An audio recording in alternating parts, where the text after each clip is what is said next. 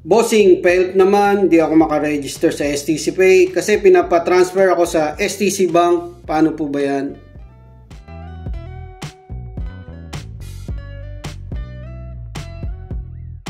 Yo, what's up mga kabayan? Welcome back sa aking channel, OFW Nonoy. Bali, sunod ko pong i-share na video is kung paano mag-update STC Pay to STC Bank. Ayan na, bali STC Bank na po kasi ngayon yung STC Pay. Sa mga hindi pa po nakaka-receive ng update, okay lang po yan, magamit nyo pa rin yung STC Pay nyo. Katulad ko po, baling i-update ko na account sa kasamaan ko kay Kuya Jimmy. Shoutout sa iyo kay Jimmy sa pagpayag sa paggamit sa video. Medyo mababa po itong video na to kasi marami pong nadagdag na mga pipilapan na information. Sundan nyo lang po yung instruction sa video. Tapos i-prepare nyo lang yung mga personal information nyo para tuloy-tuloy po yung pag-register nyo. Yan, para masagot natin yung tanong ni kabayan, bossing, failed naman ako, di ako makaregister sa STC Pay kasi pinapatransfer ako sa STC Bank. Paano po ba yan? Yan, ito na po yung gagawin natin kabayan. Okay, simulan na po natin. Login lang po kayo sa STC Pay. Yan, pag mag-update na po yung STC Pay nyo sa STC Bank, ganyan po lalabas. I-swipe nyo lang yan. I-click nyo lang yung swipe to learn more. Yan, banking services. Click nyo lang yung download now para mapunta kayo sa Google Play Store. Pag hindi po lumabas yan, pwede po kayo mag-direct sa Play Store mag-download. Buksan nyo lang pagtapos na. I-next nyo lang yan. Tapos click nyo na yung get started. Lagay nyo na po yung details ng nyo, phone number, ikama nyo at birth date. Siguraduhin nyo po tama. Sa mga baguan, ito po yung mga requirements. Ayan, national ID syempre, valid mobile number, national address at napat. Ayan, click nyo yung box na yan. Tapos click nyo yung continue. Enable nyo lang yung location while using the app. Magsisend ng OTP ang STC Bank. Enter nyo lang dyan. Tapos enter nyo na po ulit yung STC Pay passcode nyo. Tapos register a trusted device. Click nyo yung verify your device. May tatawag po na STC Bank na customer service, yung computer generated. Pakinggan nyo lang at sundan yung instruction kung ano po yung ipipress. Wala naman eh. Hindi, iba-iba yan eh. This is an automated call from STC Bank. You have requested to register a new trusted device for your account. To confirm, please press 3. To decline, please press your device has been registered as a trusted one successfully. Antayin nyo lang kung saan naman magko-close yan eh.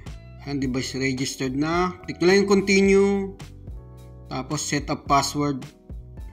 Lagay lang po kayo ng password. Ito po yung nadagdag ngayon sa STC Bank. Paglalagay ng password. Marami pa po dyang iba yung sa dashboard. Syempre at saka yung ano. Ito po yung mga instructions sa password. Sundan nyo lang yan. At least one number. One special character. Yan po yung mga ibang symbol. Yung mga question mark at saka at sign. One lower case. Yung small letter at big letter. Click nyo lang yung continue. Confirm nyo lang ulit yung password nyo. Continue ulit. Ayan, magsisend ulit ng OTP ang STC Bank. Okay na. Click nyo na yung done. Kasunod na po niyan yung agreement. Agree and continue po ulit.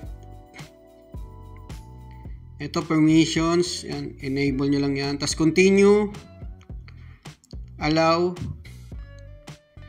Ayan, dito naman po sa fingerprint authentication, kung yung cellphone nyo po is merong fingerprint, ano nyo lang yan.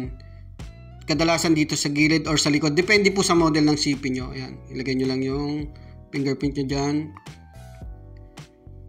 Tapos, ayan na. Ito na yung customer information, yung KYC. Maglalagay na po tayo ng details dyan. Click nyo na yung continue. Ayan, nasa 5 pages po ata yan. Yan, lagyan nyo lang yan ng details yung mga yan. Personal information saka employer information po yan.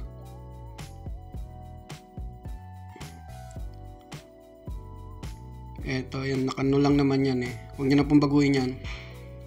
Yan, lagyan ko lang ng details. Eto yung place of ID, kung saan po in-issue yung ikama nyo. Yan, sa Riyadh po sa amin. Check nyo na lang po sa ikama nyo kung saan po na-issue. Tapos, joining date nyo. Click nyo yan. Ito, click nyo tong date na to. I-click nyo lang kung anong taon po kayo nag-join sa Saudi Arabia, sa company nyo. Sa month, scroll nyo lang yan. Slide nyo lang. Tapos dito sa educational level, i-select nyo lang kung ano po yung educational level nyo. Ano pa ba? So ayan, okay na. I-review nyo po muna bago nyo i-continue. Double check nyo kung may maling details. Pwede naman i-edit ulit yan, i-update. Pero mas maganda tama na. Click nyo na yung continue. Financial information. Ayan. Dito naman sa financial information, may mga ano naman yan. Pag pipilian, ipinili ko na lang yung minimum. Kayo na pong bahala kung ano po yung pipiliin nyo. Pero kadalasan minimum naman yan eh. Kasi makikita nyo naman po dyan. Basahin nyo na lang. Eto, select the expected products. I-check nyo na lang po lahat yan. Okay lang yan. Click nyo yung select. Dito naman po sa select the country, syempre Philippines po. Type nyo lang PH, lalabas na po dyan Philippines.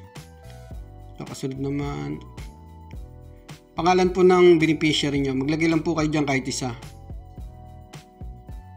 Tapos, ayan, relationship.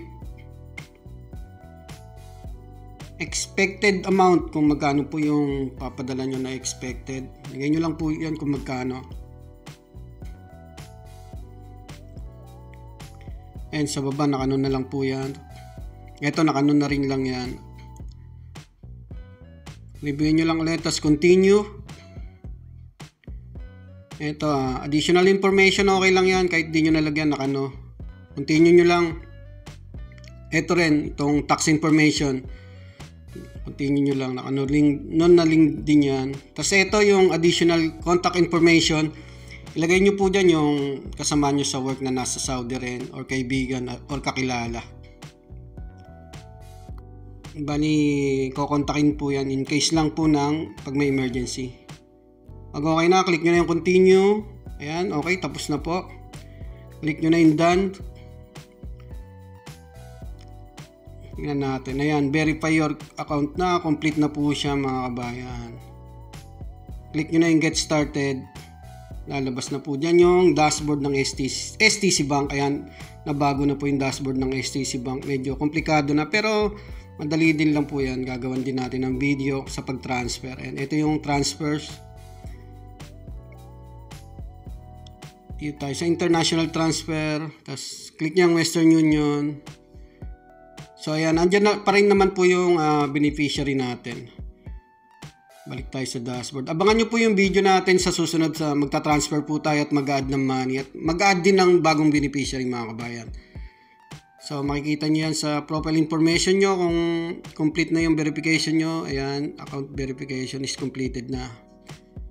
Ganoon lang po mga kabayan kung paano mag-update STC Pay to STC Bank. Maraming po salamat. Ayun kabayan, sana sagot ko po yung katanungan nyo at sa iba po nating mga kababayan na mag-update na ang STC Bank. Ayan, sundan nyo lang instruction sa video. Abangan nyo po yung susunod natin video tungkol din po sa STC Bank. Nag-add tayo ng money, mag-add ng beneficiary at magta-transfer na rin po. Ayan, mag-iingat po kayo lagi sa paggamit ng online transfer apps. Yung OTP, isi-secure nyo. Tapos yung isi-secure nyo pala yung details nyo, yung OTP, wag nyo pong bibigay kahit kanino. At yung may mga tumatawag sa pag-update ng account, wag nyo na pong sasagutin. Maraming pong salamat.